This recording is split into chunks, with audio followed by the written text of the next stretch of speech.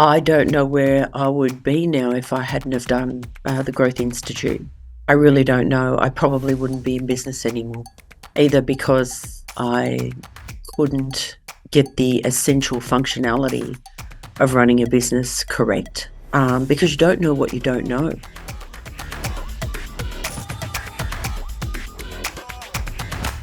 I actually went through scaling up twice, and I believe the first time was around about 2017. And the reason I did it back then is because our government made an incredibly large change to the access to education for students. So in Australia, our students, for some qualifications, the government will provide them with a loan and then they pay it off over time as they work. And we were delivering primarily qualifications that came under that banner, and the government decided to change that, which literally happened overnight, and every qualification that we had was removed, which meant that we lost 80% of our business overnight. So we had two options. You can declare bankruptcy and never be able to undertake business in Australia again, which I didn't want to do anyway. Or you can make the hard decisions and, remortgage your home, pay out the debts, and then try and work really smart coming out of that. And that's where scaling up came in the first time. So it was the tools and wisdom that I needed to really block the different processes of my business, analyze them, and look at the outcomes that I needed to apply. So that was good. And then I believe it was about 2020, it had been the COVID period. Again, big changes. And I thought to myself, well, what helped me last time? It was scaling up. So I went through scaling up again. And this time it was live, which was absolutely fantastic. Met some wonderful people, of which 3 years later, I'm still very much in touch with that group, and we meet every 3 weeks, discuss business, different strategies and things that are eating away at us, etc. So again, scaling up gave me the ability to review my business strategically in chunks. The most important things is, as business owners, we are confronted with so many different sectors of our business that quite often need to be reviewed. And when the cards are falling, you start scattering around like a mouse trying to find the cheese. You can't do that. If there's one thing I've learned, you can't do that. You must work through your business systematically and address each area. And then at the end, you know that you have a very solid platform and infrastructure to work from.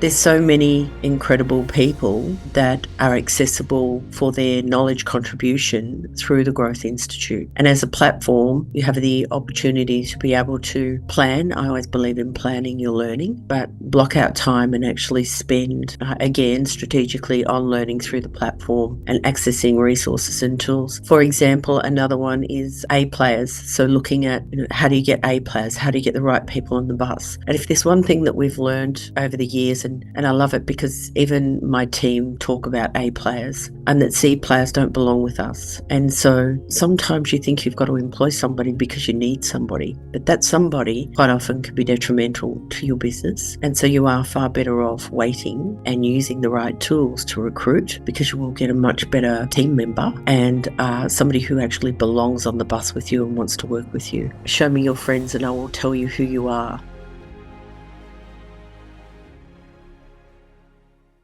For myself, I'm an avid learner. I believe it's one of the key things that you can do is keep educating yourself. So I've been involved in a lot of learning. So undertaking qualifications here in Australia. I have a college. I do understand the structure of learning. I have also participated in a number of different groups that are called business growth group type things. I've spent some significant amount of money on people who I believe have literally just pulled pages out of the master's books and tried to pop something together that clearly is not delivered appropriately, and they don't have the level of skill. That's very disappointing. You want to go with somebody who has a good reputation. For me, mastering business, it's worldwide. You're being exposed to so many people from different backgrounds, from different countries, from different industries, and you can't necessarily get that if you're only going to shop to do something within, hypothetically, a 50-kilometre radius of where you live, to do something face-to-face.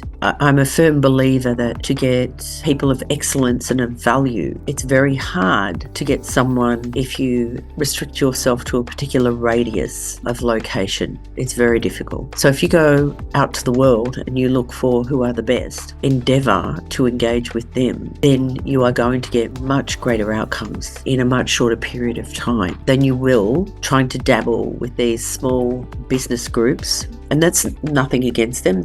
Everyone's got their place, but not for me. I need to know that I'm with the people of the future. I mean, let's face it, there's a big difference between a business owner and an entrepreneur. A business owner is a person who has climbed the rungs on the ladder. They've fallen off a couple of times. They've learnt a lot. Their knowledge is quite distilled. They've got incredible focus, had some gains, some significant gains. They've also had some significant losses. You know, a director or a managing director of a company, you're not an entrepreneur anymore. You might think strategically and you might have big ideas and concepts and BHAGs and all those sorts of things. But at the end of the day, you're heading up a company. It's very, very different. So you must align yourself with those successful people. And the people that I am aligned with now out of Scaling Up and the Growth Institute are people who I am just in awe of because of what they've achieved. They're just incredible people and the most amazing things with their businesses. And they continue to do that.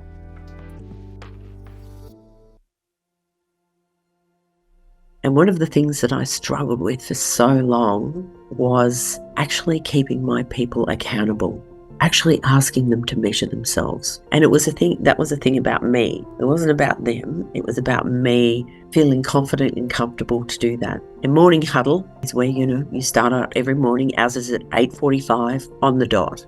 Everyone stands and we do our morning huddle. And that's where you report on yesterday, today, your KPIs, any flags or stucks, For me to implement that was one of the biggest shifts I had to do in my thinking and one of the biggest shifts I did in my business. And it's so interesting. The staff really, really appreciate it. And it's only recently that I actually added that after we do the morning huddle, we actually all sit down and then we actually do a breathing sequence for, a period of, I think it's 4 minutes or something. So everyone calms down, they re-energize, then off they go. But that was the biggest thing. So we have a board up here, which has every KPI, every accountability, every metric that we're measuring. And we just had one of our girls over the last month create all of that data into an Excel spreadsheet. So the staff now put their data in at the end of the day in their specific areas, and then it extrapolates into different areas, including a summary, a front-end summary that we can all see that's live. And it's so important because, again, as a team, you must know what your score is. You have to know your score. And you have to know if I don't play basketball or softball, but, I have done sports in my life, but I do know that if you don't know what your score is and you're playing with the team, well, then what's the point? Like, what's the point? You need to know your score. That's one big takeaway, and that will shift your whole business and the whole accountability and responsibility from roles comes from that. And that then links into what I was talking about before, the assessment of your staff to values and KPIs, because they're their KPIs. So moving forward, you have that morning huddle, they're accountable, they're responsible. And of course the KPIs link in with the overarching goals of the business for, a 3 HAG, 1 HAG quarters, your 90-day sprints. You just, I say, you've just got to take a deep breath and just implement. Those that don't want to be there are C players, so they don't belong anyway. But A players love measuring themselves, and B players will measure themselves, and quite often they'll transition into A players, working under A players.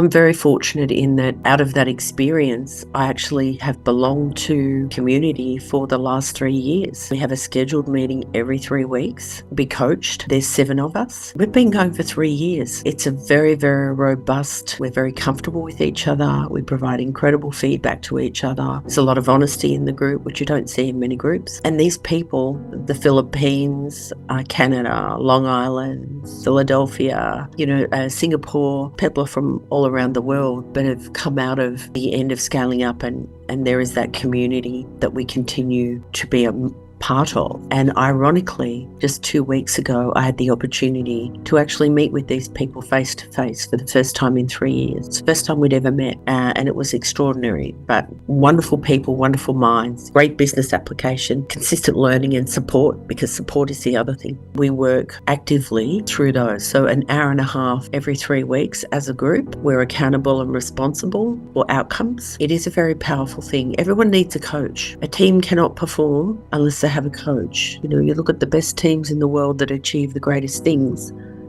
They've got an incredible coach. I think that's something that we miss as business owners, is that, yes, we can take all of this information and learn about running a business. It's just like if I'm an athlete, I can take all of this information and learn about how I need to perform. But having a coach makes all the difference. That coming out of scaling up has been very significant for my learning and for the implementation of things into our business.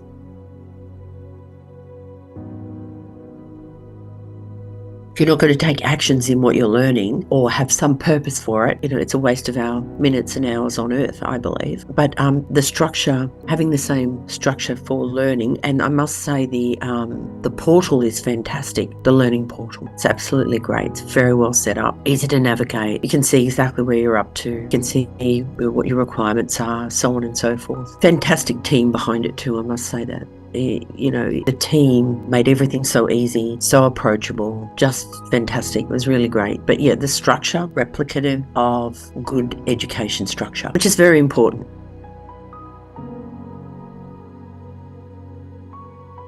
You start off with, say, people, and we did a number of different lectures and interactions on people live, and then we would break into our groups, and then we would talk about the application and the relevance to our businesses, and then from there we would analyze our business, what it needed, what it didn't need, and then create a plan to implement. Either to start off with, usually is your procedure. For example, when you're talking about people, you need a procedure to recruit, and particularly if you're going to recruit A players, you need a very solid procedure for that. Then you implement your procedure, did reviews on all of our staff. We started using scorecards, which we'd never used before. And ironically, I'm going to use one in about half an hour. That aligns with the values and their accountabilities. It's such a powerful tool, because in the past we've used these, extended review processes, which get a bit lost in the weeds. So the scorecard coming out of that too, very valuable. So you implement those things and you start doing your reviews against values and against accountabilities. It doesn't take long for the C players to walk away, and you start building up that A and B player list. That's just a snippet of the people part. But the people part also includes, how do you look after your people? What do you implement from your values of your company? What does that mean in relation to looking after your people? So,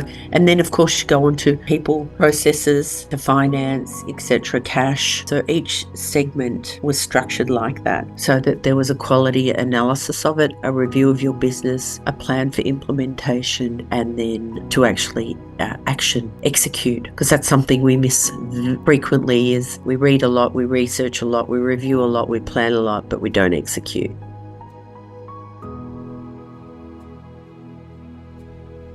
What do I like the most? I don't think you can pull one thing out of it and say, I like that the most, because if you pulled one thing and just concentrated on one thing, it's like a cog in, a sequence of mechanics. You just take the cog out, it's not going to do much for you. You really need the other aspects of that device or plan to ensure that you're going to be able to move that forward. Nobody looks at financials like that. Nobody. And it makes so much sense that we do, as business owners, actually understand these key metrics that are never mentioned by our accountants. We need to know the return on invested capital. We don't know that. We get a profit and loss and a balance sheet, and look at the numbers and think, oh, that looks all right. But we're not actually looking strategically at how our business is working for us. And so the cash component of scaling up and the Growth Institute, having Greg Crabtree there, that knowledge, I suppose, available and instilled within that environment, absolutely essential to understand that knowledge, to be able to appreciate whether or not your business is working for you or you are just working for your business.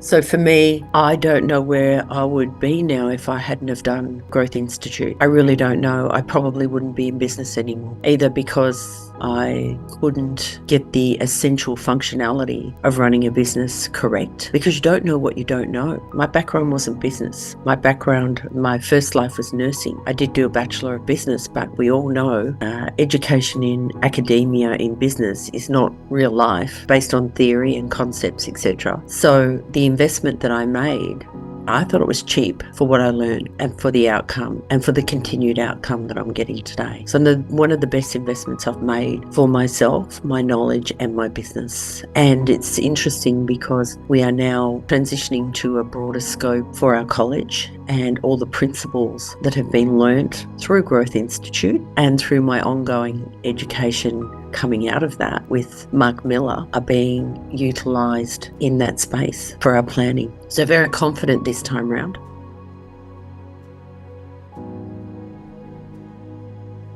Definitely scale no impact. Definitely has given me freedom. Have a business that still allows me to travel the world and have an incredible team that I wouldn't have had if we hadn't have implemented the structure the way we have. I believe I'm very fortunate, but we've worked very hard at it, and we don't have any drama. We're not a reactive company. God forbid that. Everything's very well planned. I believe the continuous improvement model that we have in place ensures that will continue to move forward in that manner.